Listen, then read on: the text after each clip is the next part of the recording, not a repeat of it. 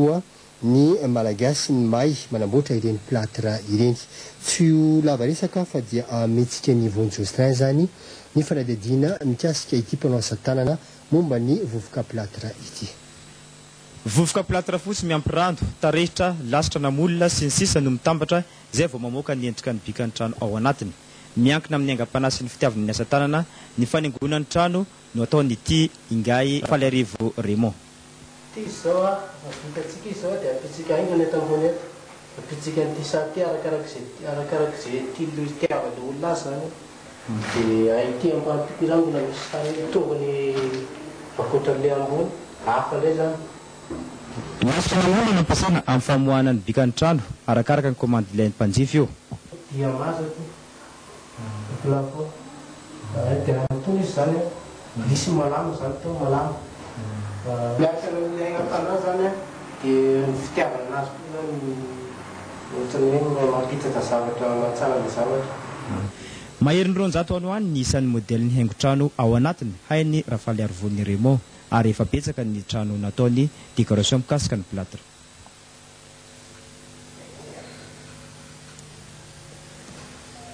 Fa eo amin'ny resaka tontolo iainana raha iverenana kely dia fitandrona ny tontolo iainana sy ny fiantohana ny fampandrosoana maharitra miroso amin'izany ny ekipan'ny Rakoto Zamanana eo amin'ny sehatra iraisam-pirenena. Izy ity indray dia fanadihadiana nentin'ny namana Jean-Mer Ambelson.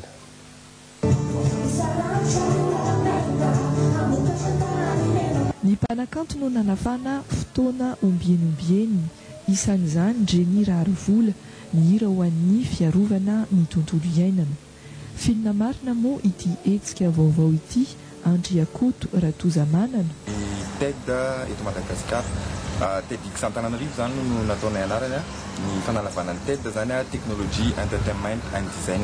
Amin'ny TED Fellow anazy satria za zany isan'ny novidiany zareo tamin'ny 2007 sy tamin'ny 2009 andeha anjara amin'ny conférence io dia mamitondra ny anjara pliko mamampiseho an'izao tontolo izao zany fa eto Madagasikara koa dia misy olona manana hevitra tsara mahasoa ny firenena sady mahasoa n'izao tontolo izao. Nahaliana ny fanazavan-drabary Désiré momba ny valan-javaboary any Antanetiambo Marjery efa nahazahoany loka iraisam-pirenena Psychology Prize 2010 Ian Moll izay nanangana ny orinasa Taufstaff mampiasa ny herin'ny masoandro tany Kenya fa andeha ho hainoana ny feon'ireo avaram-pianarana tafaresaka taminay.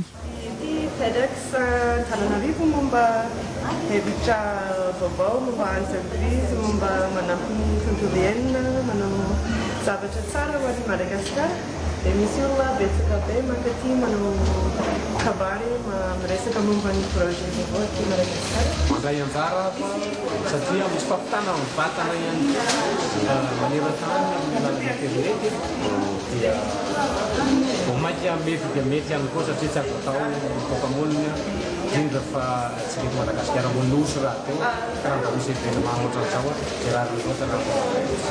Natongavako eto momba ny grâce zany groupement ny entrepreneur chrétien eto Madagasikara j'ai lancé un social business. Androany resaka momba social business dia zay no natongavana eto. Nalefa mivantana tamin'ny internet ny lanonana teto amin'ny Madagascar Development Learning Center.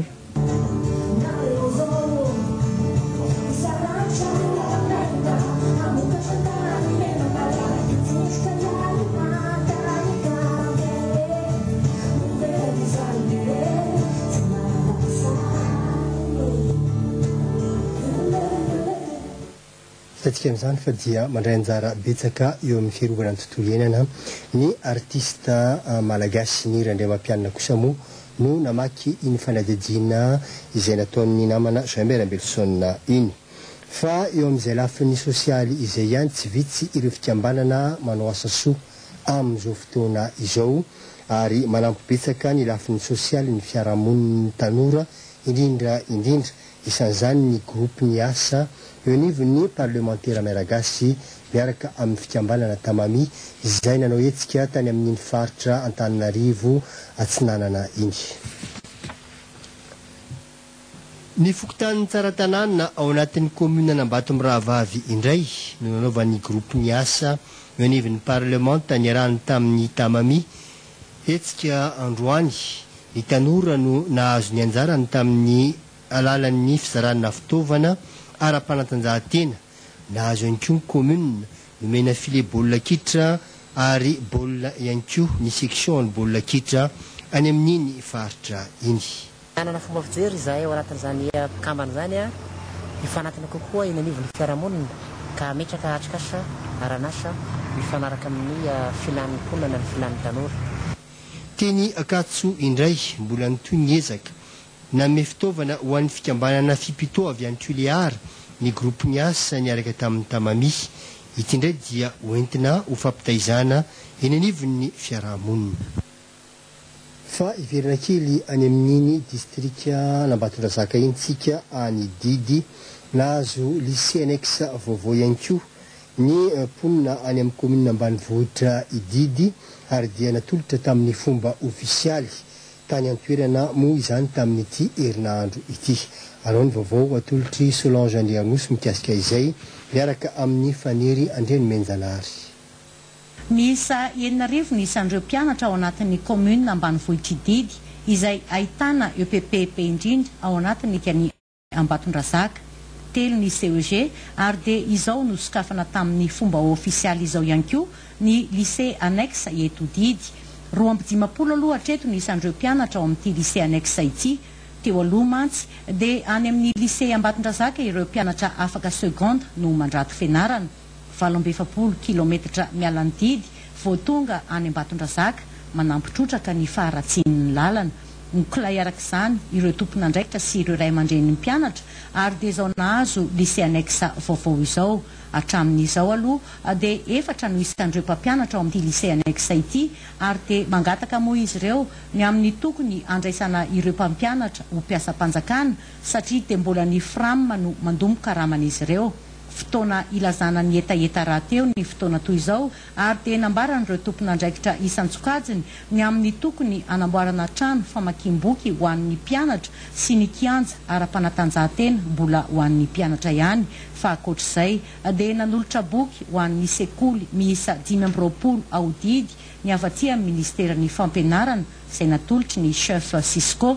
Ny sekreteran'ny faritra aloatra kosa dia nanolotra simenitra 20 lasaka ary dia iantoka ny fandokoana manontolo ity lycée annexe vaovao ity tamin'ny anaran'ny faritra aloatra Mangoromo no nanolorana izany fanampiana izany.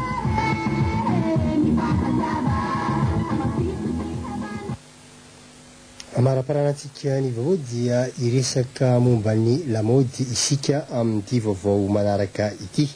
Ny fitafy malagasy sy afrikanina no nasongadiny styliste Ben nandritra niseho ny karakarain'ity teratany italiana ity alina tetsy amin'ny gara Sorano izany ary hita tao daholy na ny lamaodin'ny ankizy na ny lamaodin'ny lehibe. Nijery izay défilé de mode izay na manafy Andrianafson eo amin'ny sarin'ny Nirina Andriantsoavina. Naharitra ora iray sasany ny filatro no karakarain'ny Association nationale du commerce équitable et solidarité de Madagascar teto amin'ny gara Soarano omaly alina. Vory lanina teto avokoa na ny teratany malagasy na ireo vahiny. Raha ireo akanjo naseho indray no asiany teny dia ireo fitafy afrikana no tena ny mbantoerana tamin'ireo tovovavy milatro manomboka hatrany Tampindoha ka hatrany Paladia.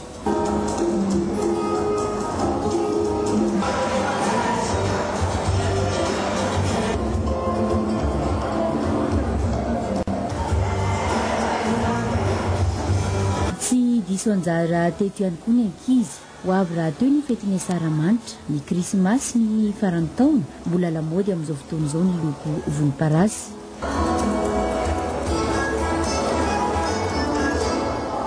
Fa azo atao ihany koa ny misafidy fitafy malagasy toy ny an'ireny mpanao hira gasy ireny ho an'ny ankizy lahy kely.